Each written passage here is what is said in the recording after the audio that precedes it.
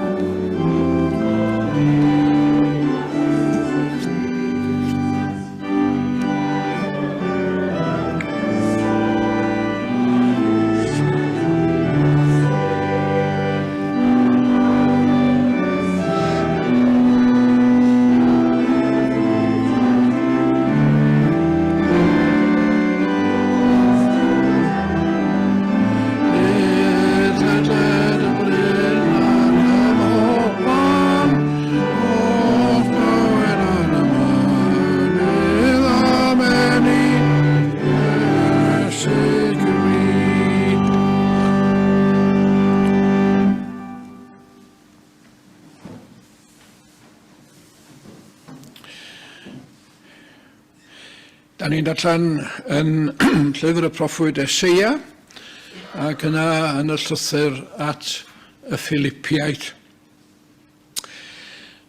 Y bobl oedd yn rhodio mewn tywyllwch, a welodd o leini mawr.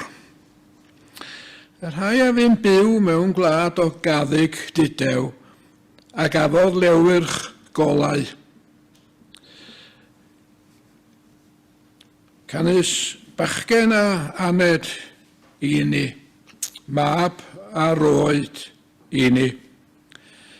A bydd yr awdurdod ar ei ysgwydd.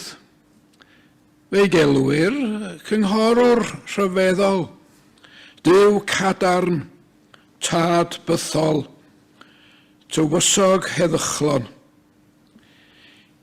Ni bydd diwedd ar gynnydd ei lywodraeth, nac ar ei heddwch. I orsedd Dafydd a'i frenhiniaeth, yw sefydlu'n gadarn a barn a chyfiawnder, o hyn a hyd bys. bydd sel arglwydd y lluoedd yn gwneud hyn. Gan y llythyr at y Philippiad, mae Paul atgoffa ni o gymeriad Iesu Grist. Y bachgen a anet i ni, a'r mab a roddwyd i ni. A medda Paul amdano, ei fod ar ffurf Duw, ni chyfrifodd fod cydraddoldeb â Duw yn beth i'w gipio, ond fe'i gwacafodd ei hun, gan gymryd ffurf ceithwas, a dyfod ar wedd ddynol. O'i gael ar ddull dyn, fe'i daros tyngodd ei hun, gan fod yn ifydd hyd angau ar groes. Am hynny, trad yr chafodd Duw ef a rhoi iddo'r enw sydd goruwch pob enw. Fel wrth enw Iesu, y plygau pob glin yn y nef, ac ar y ddaear, a than y ddaear, ac y cyffesau pob tafod o'r Iesu Grist yn arglwydd, gogoniant Duw Dad. Diolchwn i Dduw am ei air i nina bore yma. Os o rywun yn gwybod? Neb yn dweud i'n byd. So dos na ddim Nadolig lenni, lle na fach o'n dweud? Nadolig, ia, bythefnos. Ia, bythefnos i heddiw. Mi fyddwn ni allu Nadolig. Rwan ta. Wch ni feddwl am hwnna am byd. Byddwn ni, yn enwedig chi, di codi'n gynnar. Byddwch? Cym siŵr? Byddwch chi di codi'n gynnar, a mi fyddwch chi wedi gweld pethau wedi i lapio mewn papur lliwgar. Byddwch? A byddwch chi methu aros i agor. Fe gynnwch chi'n amser yna fydd i agor yn daclus na fydd. Just chwalu pob peth. Mwyn cael gwybod beth sydd tu fewn. Iawn? Methu aros. Mwyn cael gweld beth sydd tu fewn i'r papur lliwgar deniadol yma. Da chi'n gwybod beth sydd tu fewn? Da chi'n bod ymlaen llaw? Da chi wedi gwneud rhestr maith? No? A ddo? O mi fyddi, fe bydd wrthos nesaf fyddi?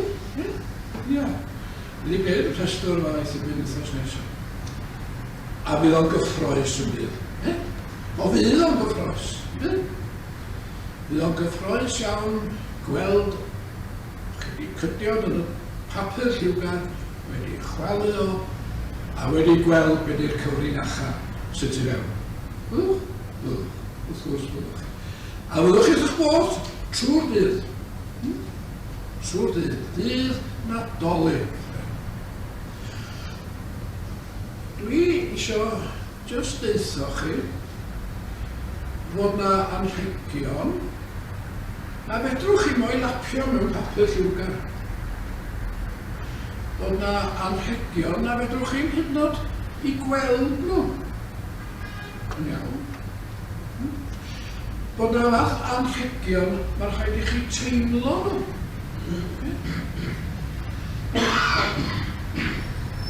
Am beth dwi'n siarad?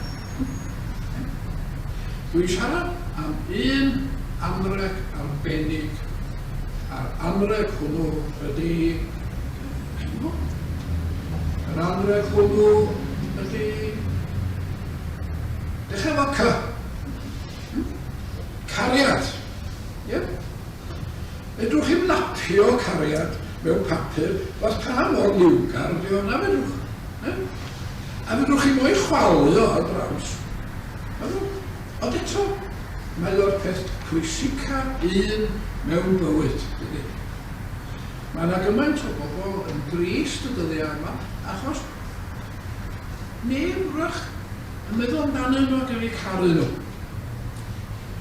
Da ni'n gwybod, da chi'n gwybod gartref, rhieni, teulu, da chi'n gwybod am ffrindiau, da chi'n gwybod am bobl sy'n mynd i'n ysgol ac ati, da chi'n eich bod yn eu cwmni nhw. Da chi'n gwneud, dwi'n hoff o hwnna, neu dwi'n caru hwnna. A fedrwch chi ddim lapio hwnna mewn unrhyw bapur. Pa mor lliwgar ydyw? Ac eto hwnna di'r peth pwysicau gyd. Mae cnesu'r calon chi, dydy? Mae cnesu'r chi tu fewn, o'ch chi'n gwybod bod yna rhywun sy'n meddwl yn uchel ohonoch chi. Mae o'n gynnes, dydy?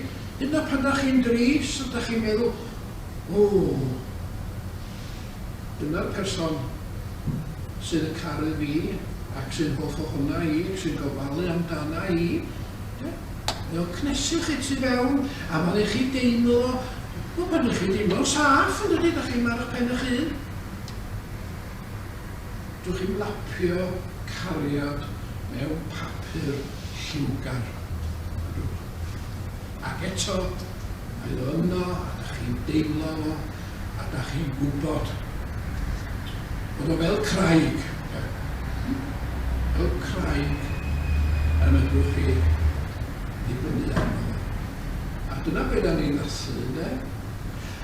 A da ni'n cofio y dolyg yma, y bod y dolyg yma.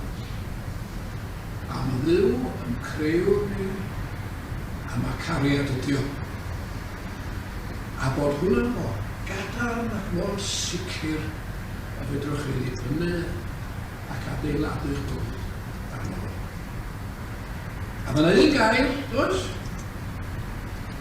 Yna chi'n clywed ac yn teimlo hwnna. Ydych chi'n mynd? Hallelujah di'r gair. Hallelujah di'r gair. Ystyr y gair hallelujah ydy diolch mawr i Dduw. A hwnna di'r peth canon, y peth canon sy'n mynd ar y Dolig. So rwan ta, isio chi mwynhau, edrych ymlaen, mwynhau, wneud yr rhestr hir na, A dwi isio chi mwynhau, wel, chwalu'r papur lliwgar na, a mwynhau beth sy'n tu fewn, a dwi isio chi ddeitho chi hun, tu ôl i'r hain, mae cariad. Tu ôl i'r dyn Nadolig, a mae cariad Duw ato ni bob un a medrwn ni adeiladu bywyd arno. Iawn? Rwy'n chi mae'n mewn arnoch chi. Arnoch chi da chi'n byw, a dwi'n gofyn i chi, mae'n mewn arnoch chi barod. Rwy'n di syl thefnos i heddiw, yn agor y papur ac yn cofio deithoch chi'ch hun, ia, dyna di Duw, cariad. Ni wedi o.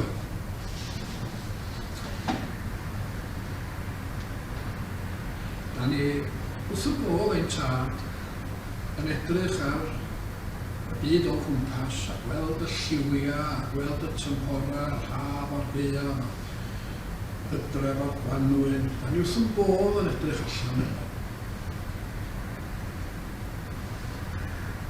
Ond da ni fwy byth wrth y bodd pan da ni'n cofio o'r criw, lluniwr y cwbl, mae cariad wyt ti. A bod ni'n medru dy alw di yn ein tad. Pan ni ddathlu yn Nadolig a'i mwynhau o.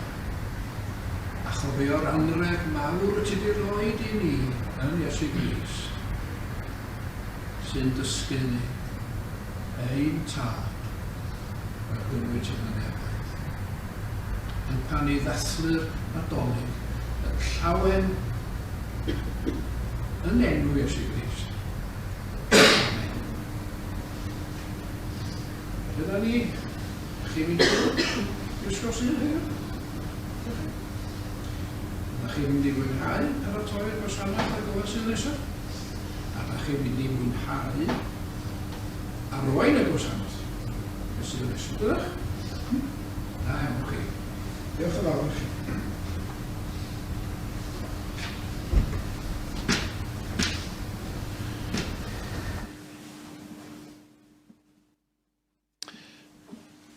Yr ail emyn, 448 ag 8. 448 ag 8.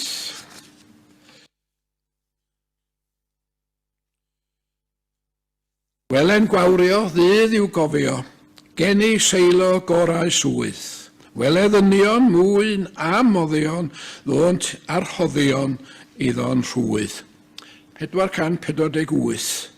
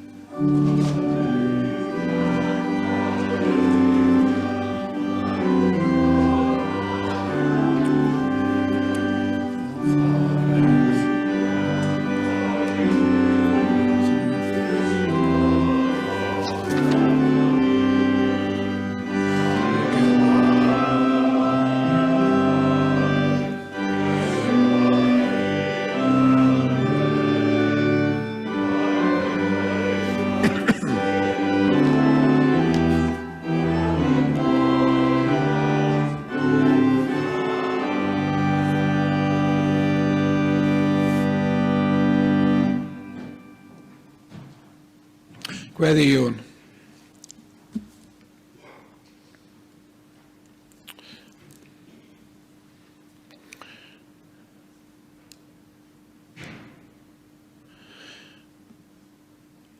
Mae tawelwch yn dy gwmni di, ein tad nefol, fel aur pyr. Gael dod i'r capel i addoli. Gadael y byd am chydig at ei cefn i ni.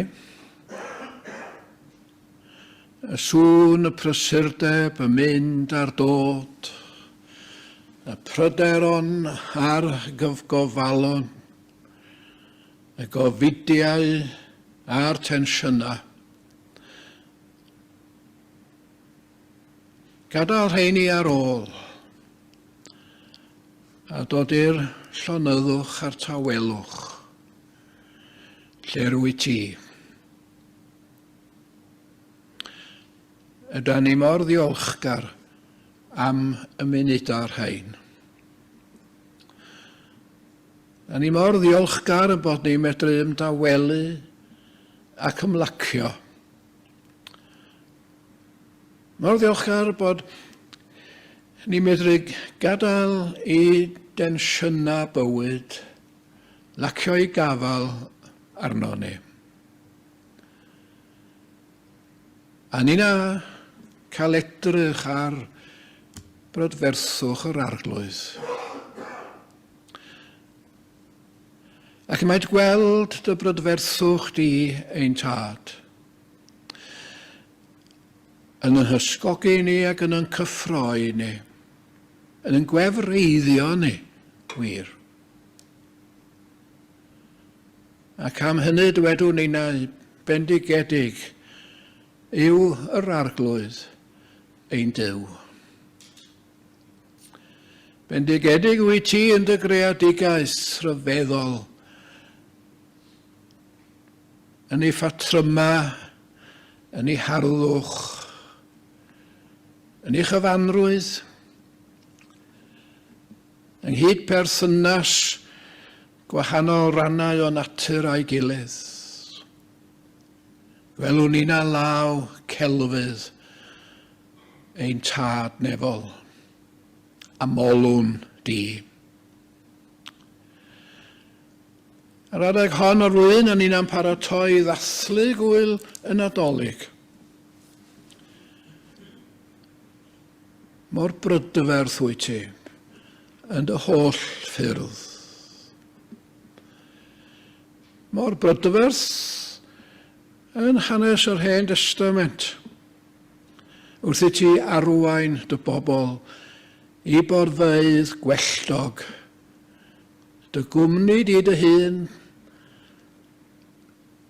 a sylweddoli dy fwriadau di dy hun. Mor brydferth wyt ti yn Iesu Grist yn y Testament Newydd.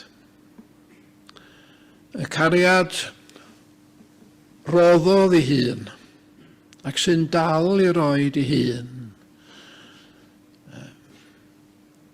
Rhoi'r cyfan sy'n dyneu ti'r hyn wyt ti yng Nghrist, a nina yn rhyfeddu ac yn dotio at y cariad sy'n dal i'w roi ei hun, a'r cariad yma a ddewid o fywyd yn ei lawnder, nid yn unig i unigolion, ond i gymunedau a chenhedloedd daear.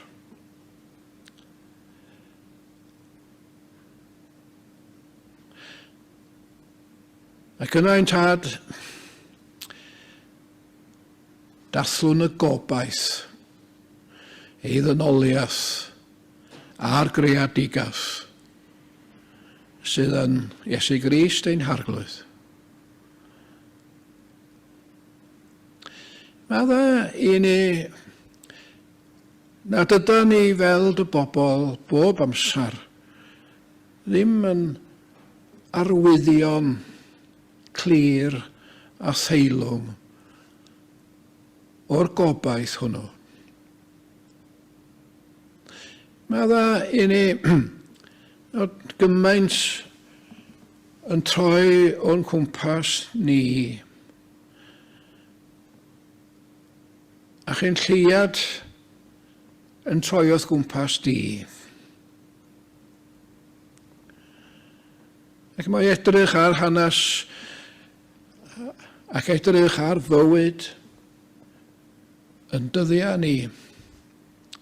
Yr holl ymrannu sydd hys cenhedloedd daear. Yr holl ymrannu sydd ym mywyd y Eglwys. Yr holl bwyslais welwn ni ar yr unigolyn. A methu canfod yr unigolyn yn ei berthynas a'i gydddyn, a'i gymdeithas ac a'i genedl. Ac felly, wrth i ni baratoi'n hunan, dysg i ni edifeirwch, fel y gallwn ni werthfawrogi'n llawnach, gyfoeth a galwad a her. Neges Iesu Grist yn dod i'n byd ni ac ato ni. A helpa ni fwy i ymateb i'r alwad a'r her. I greu byd mwy cyflawn I groesawu cyfiawnder a barn yw'r rhan o gariad sy'n rhoi i hun. Cyflwynwn felly yn haddoliad a chyflwynwn ni'n hunan. A chyflwynwn y genedl y personw ni iddi, y gymdeithas da ni'n rhan ohoni he. Y byd a'i genhedloedd rydyn ni yn perthyn iddo heddiw. A byddai'r goleuni sydd yng Nghrist Iesu gael ei adlewyrchu yn gryfach a chadarnach y mywyd a gwaith a thystiolas ei bobl. Gwnewch i ni gyd adrodd gweddi'r arglwydd.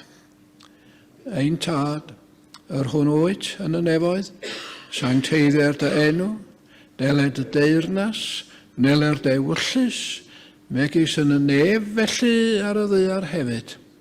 Dy roi ni heddiw ein bara beunyddiol, a madda ein ein dyledion. El y myddew ni'n ein dyledwyr, ac na carwain ni brofedigaeth, eithir gwared ni'r rhag drwg. Canis eiddo ti yw y deyrnas, yn erth a'r gogoniant, yn oes oesoedd. Amen.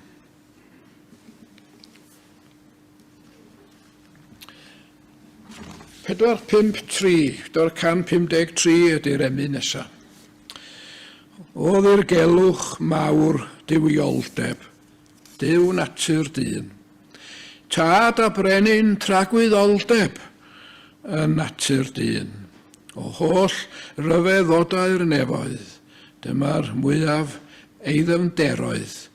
Testyn mawl di derfyn oesoedd, diwn natur dyn. 453.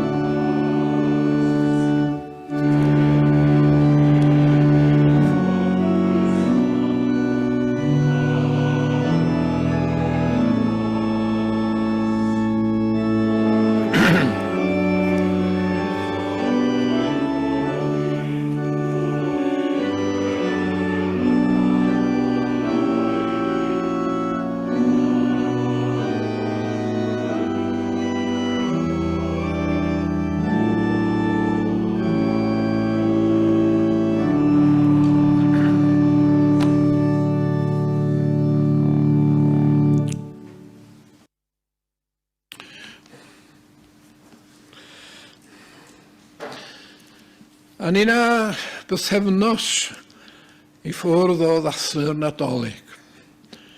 Da ni felly yng nghanol y cyfnod paratoi ar gyfer yr wyl honno.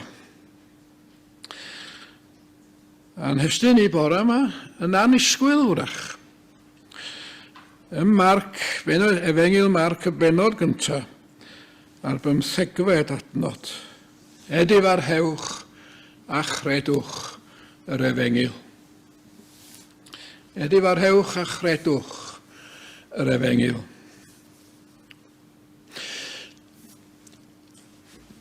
Mor aml yng nghwrs yr wythnosa dwytha yma, am wahanol resyma, yda ni wedi clywed pobl yn dweud bod ni'n byw mewn dyddiau tywyll.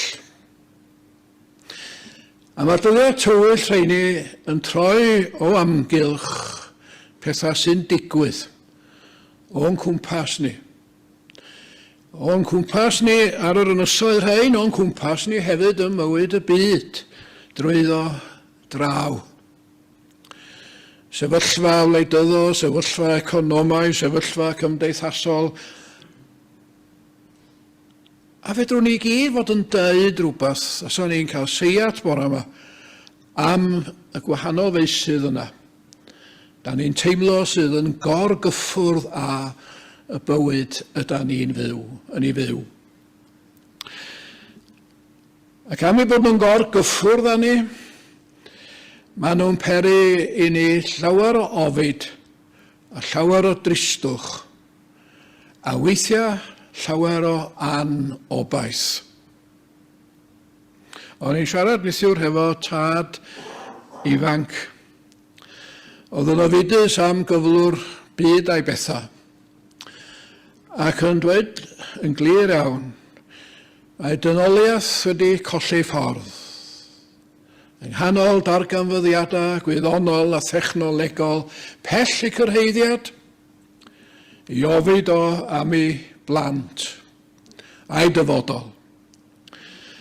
Ac yn ei awgrymu i mi, mae ngobaith i meddwl fo yn y plant.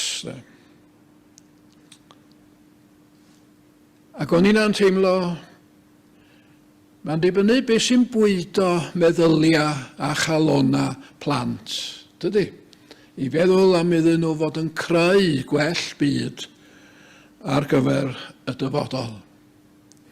Dyddiau ydy'r rhain a llawer o anobaith. Dyddiau ydyn nhw pan da ni'n sôn gymaint am afiechyd meddwl a'r pethau yma i gyd. Ac eto, ydyn ni'n paratoi'n hunan ar gyfer dathlu dyfod goleuni i'r byd, dyfod gobaith i'r byd, dyfod llawenydd i'r byd. A da ni'n gofod disgrifio'n byd yn y terma dwi newydd i wneud. Rhan felly o'n paratoi ni ar gyfer y Nadolig, dan yr amgylchiadau rhain, ydy y gair edifeirwch. Edifeirwch ydy cydnabod bod ni yn mynd i'r cyfeiriad anghywir. Blynyddoedd lawer yn ôl rwan, pan o'n i'n fyfyriwr, mi roeddwn ni'n treulio a gwylio yr ha yn gweithio hefo cwmni bysia. Casglu'r pres oedd busnes i, pryd hynny. Ella mod i'n teimlo na dyna'r unig dro mewn bywyd y cawn ni gyfle i gasglu'r lawer o bres. Ond dyna oedd y job. Sawl tro ar y teithiau a chasglu'r arian a gorfod dweud wrth bobl, ydwch, chi ar y bus anghywir. Neith hon ddim mynd â chi i Gaernarfon, neu neith hi ddim mynd â chi i lawr Dyffryn Conwy, achos da chi'n mynd i gyfeiriad yr hyl. Ac felly mae yna un peth sy'n rhaid i chi wneud ydy disgyn oddi ar y bws hwn a mynd yn ôl i'r dre yn Llandudno a dal y bws iawn i lle ydych chi eisiau mynd. Dyna di edifeirwch. Edifeirwch ydy ffeindio neu deimlo o chi'n mynd i'r cyfeiriad anghywir. Ffeindio a theimlo nad ydy pethau ddim wir yn mynd i'ch arwain chi i'r fan da chi eisiau mynd. Da ni hefyd wedi profi hynny wrth yrru car do ar y draffordd. A ffeindio'n hunan yn mynd i'r dwyrain pan oedden ni eisiau mynd i'r gorllewin. Da ni ar y ffordd anghywir, da ni'n mynd i'r cyfeiriad anghywir. Mae rhaid ffeindio ffordd o droi yn ôl Gwerthoedd anghywir. Blaenoriaethau anghywir. Dirniadaeth anghywir. Ond nawr raig yn y ticw dwrnod o'r blaen. Ac oedd hi'n sôn am sgwrs oedd hi wedi glywed. Neu wedi bod yn rhan ohono fo wrach. Rhyw siarad ddigon arwynebol ac ysgam. Am ryw fod yn yr awyr. Am ryw greuwr pell. Na doeddan ni'n yn nabod o, na dim sôn amdano fo. Am ryw syniadau na fydda ni ddim yn nabod nhw fel syniadau Cristnogol am fyd a bywyd. Ryw ffansi meddyliol. Ryw fath o folk religion oeddan ni'n cael yn dysgu amdano fo ystalw. Da ni ar y ffordd anghywir. Da ni'n mynd i'r cyfeiriad anghywir. Ac wrth baratoi ar gyfer y Nadolig eleni, dewch ni gymryd chydig amser i ystyried lle da ni arni, nid yn unig yn bersonol, ond fel dynoliaeth o fewn y byd modern 11 ganrif ar 20 hwn. A dwi am ddefnyddio tair enghraifft i nodi be dwi'n geisio i rannu hefo chi. Mae yna o leia 3 ffwnc sydd yn ymwneud â dyfodol gwareiddiad. Mae yna 3 ffwnc sydd yn ymwneud â dyfodol bywyd ar y blaned hon. Mae yna 3 phwynt sydd yn gwasgu ar fywydau pobl, anifeiliad, llysiau ac ati ar y greadigaeth hon. Mae cyntaf ohonyn nhw'n amlwg yn dydy. Yr holl gwestiwn yma o gynhesu byd. Chydig wythnosau nôl, fu o COP27, a fu o'n lawenhau digon teg wrth gwrs, yn y syniad o greu cronfa i helpu y pobl oedd yn mynd i ddiodda fwyaf o'r niwed sy'n digwydd. Pa mor gres yn codi, lefel y môr yn codi, pa mae sychder yn dod, a pa mae stormydd mawr yn dod, a'r dinistr sy'n dilyn yn y pethau rheina. Ond fawr o sôn am daclo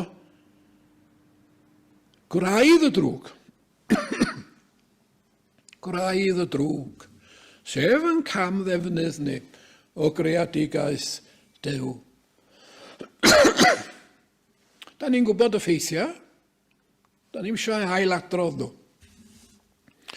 Ond mae gen i eisiau dweud bore yma, beth bynnag ydy'r wyddoniaeth, a fedrwn ni ddim herio hwnnw, gan bod cymaint ohono fo bellach, yn proffwydo, dinistr a gwae. Beth bynnag ydy'r stiolaeth. Mater ysbrydol ydy hwn, yn y pen draw. Mater ysbrydol ydy o. Mater cael y ffocws cywir. Mater cael y weledigaeth i'w lle. Mater perthynas pobl a'i gilydd. Mater perthynas pobl a Duw. Mae yna 720 o cops di bod, does? Ers canol y 90au, mae'n debyg. 720 ohonyn nhw. A mae pob un di bod yn sôn am y pethau sy'n halogi a wyrgylch ac yn tanseilio bywyd. A mae'r proffwyd hwnnw, David Attenborough, wedi bod wrthi a'i holl egni yn sbelio'r peth allan inni. A mi roedd arweinydd yn doedd cyngor Cenhedloedd Unedig yn dweud y ddiweddar yma. Da ni'n mynd ar yn pennau uffern iddo fo, a'n traed ar y cyflymwr. Neu'n troed ar y cyflymwr, sy'n iawn. Yr hyn sy'n ddiffygiol ydy'r wedd ysbrydol a'r broblem fel hon. Yr awydd, y penderfyniad, i sylweddoli da ni ar y llwybr anghywir, a mae angen newid cwrs a newid cyfeiriad. Na dyda ni ddim yn mynd i gyrraedd y nod o fywyd yn ei lawnder i holl greadigaeth Duw ar y llwybr ydyn ni'n cerdded ar hyn o bryd. Ac i ni, Gristnogion, o gofio mae creuwr a gwaith y creuwr ydy'r greadigaeth. Mae o'n fatar yn ein perthynas ni a Duw hefyd. Matar ysbrydol ydy o. Yr ail bwnc ydy'r holl bwnc o dlodi ag angen. Da ni'n ei weld o yn gyson ar yn rhaglenni teledu. Da ni'n gweld mamau yn methu bwydo'u plant. Da ni'n gweld tiroedd wedi crino a thyfiant wedi mynd yn brin. Mewn sawl gwlad, nid wedig yn Affrica, ydyn ni yn gwybod am y bwlch sy'n cynyddu rhwng yr rhai sydd â digonedd a'r rhai sy'n brin. 4.3 miliwn o blant yn ein gwledydd ni sy'n cael ei magu o dan trothwy tlodi. A mi fydda nhw, nadolig yma, liwer ohonyn nhw, prinder bwyd ar y bwrdd er enghraifft, neu gynhesrwydd yn y tŷ. Ac am hynny ddim yn medru manteisio ar gyfleon addysg. Ac am hynny ddim yn medru manteisio ar gyfleon defnyddio dawn a gallu a llunio dyfodol iddyn nhw hunan. Mae'r stori yn gyfarwydd i ni. Ond mater ysbrydol ydy hwn yn y bôn. Mater ysbrydol ydy hwn hefyd yn y bôn. Mater o sylweddoli'n cydberthynas a'n gilydd fel dynoliaeth. Mater o ymdeimlo a chariad ag at yn gilydd. I ddiogelu yn gilydd. I ofalu am yn gilydd. Yn y bôn. Mater o sylweddoli cyn belled am ar dyfodol yn y cwestiwn da ni ar y llwybr anghywir, a bod angen newid meddwl, a newid calon, a newid cyfeiriad. Newid gwerthoedd, a newid plunoriaethau. Rhannu, gofalu, cofleidio, caru.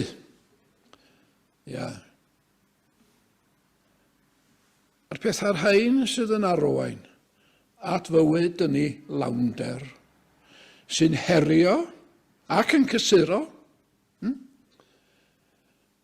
mater ysbrydol ydy hwn yn y bôn. Ar ôl un o'r tri pheth dwi eisiau nodi wrth gwrs ydy holl fusnes rhyfel a heddwch. Da ni wedi weld o yng nghwrs y flwyddyn hon, yn fwy eglur na llawer blwyddyn cynt. Rhyfel a heddwch, gorthrwm a thrais, a'r hyddid. Mae o'n gwestiwn sydd wedi bod ar fywyd dynoliaeth o'r cychwyn. Y gynedd yna i warchod yr hunan. Y gynedd yna i warchod tir, i warchod ffordd o fyw, i warchod ni fel petai. A da ni wedi weld o ar yn cyfandir ni, eleni. Ai taflu bomia ydy'r ateb? Ai taflegra sydd yn dinistrio bywyda ag eiddo? Ai dyna di'r ateb i'r holl gwestiwn yma o warchod a diogelu tir a meddiant ag ati? Na, medda'r Efengyl. Mae'r Efengyl yn atgoffa ni. Mae'r hyn sy'n chwalu hen ragfyriau ydy cariad sy'n rhoi ei hun i'r eraill. Rhoi ei hun i'r gelyn hydnod. Mwyn creu perthynas newydd. Perthynas o fywyd, perthynas o gariad, perthynas o gyfiawnder, perthynas o lawenydd, cymdeithas a perthynas o obaith. Ond mater ysbrydol di hwn. Perthyn i'r gwerthoedd ysbrydol. Y ffaith bod ni'n perthyn i'n gilydd am yn bod ni'n perthyn i Dduw. Y ffaith bod ni'n ddilynwyr i Iesu Grist sydd wedi rhoi i fywyd i'r reitha i ddangos grym cariad ac i ddangos i ni beth i atgyfodiad a chyfleon newydd a potensial newydd i ddynoliaeth. Mater ysbrydol ydy o. Be sy'n cymell? Be sy'n cymell oddi mewn?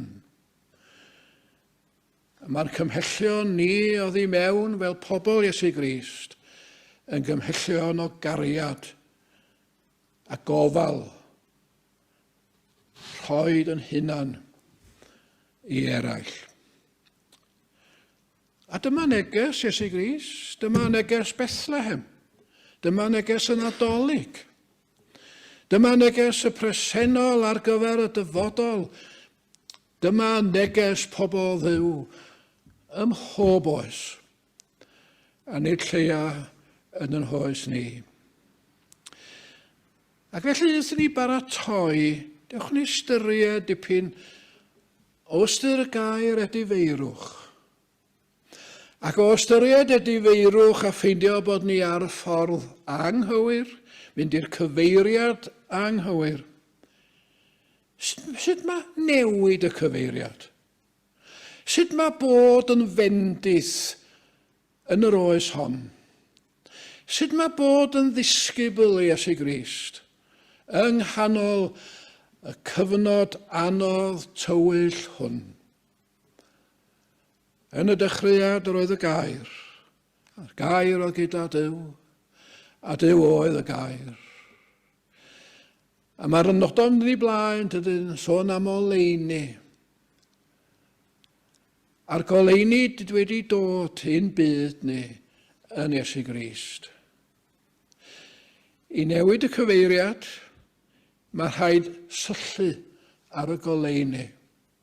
Mae rhaid gadael i'r goleuni'n meddiannu ni. Fel na fedrwn ni wneud dim byd arall, mond caru'n gilydd, dim ond caru gelyn. Dim ond rhoi yn hunan mewn cariad i'r eraill sy'n bryn o'n breintia ni.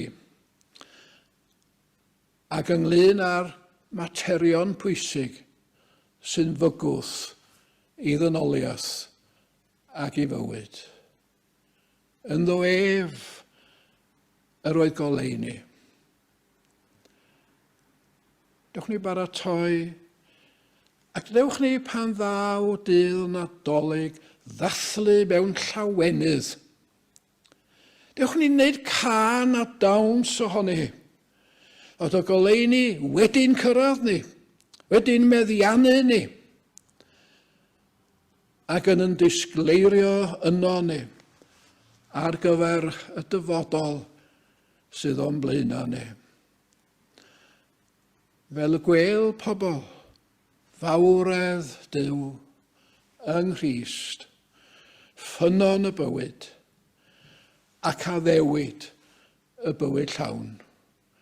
A'r gefndir yn dyddio ni, mwyn ei enw. Amen. Ac yna da ni'n dod at yr emyn ola. 463 o deuwch ffyrloniaid oll dan orfoleddu. O deuwch i Bethlehem dref. 463.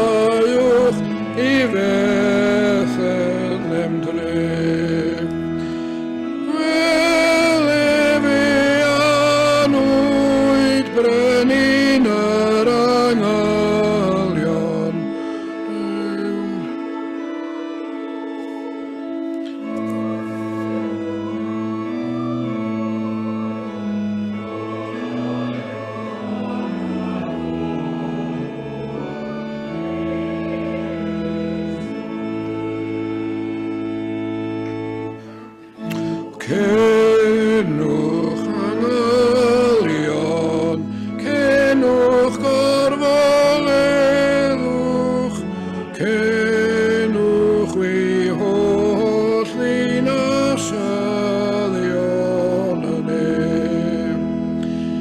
Cenwch o goniant i ddiw yn y gorucham, deuwch ac addolwg.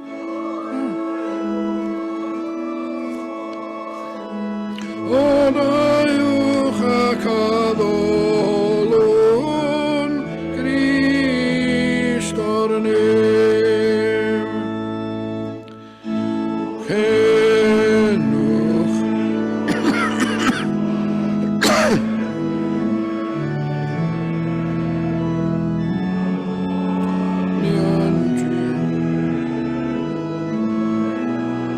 iar ar neb.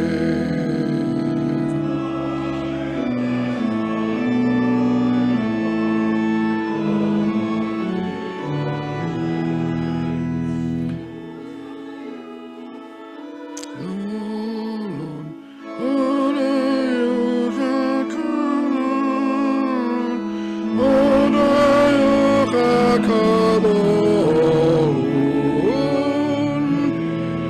Grist o'r neb.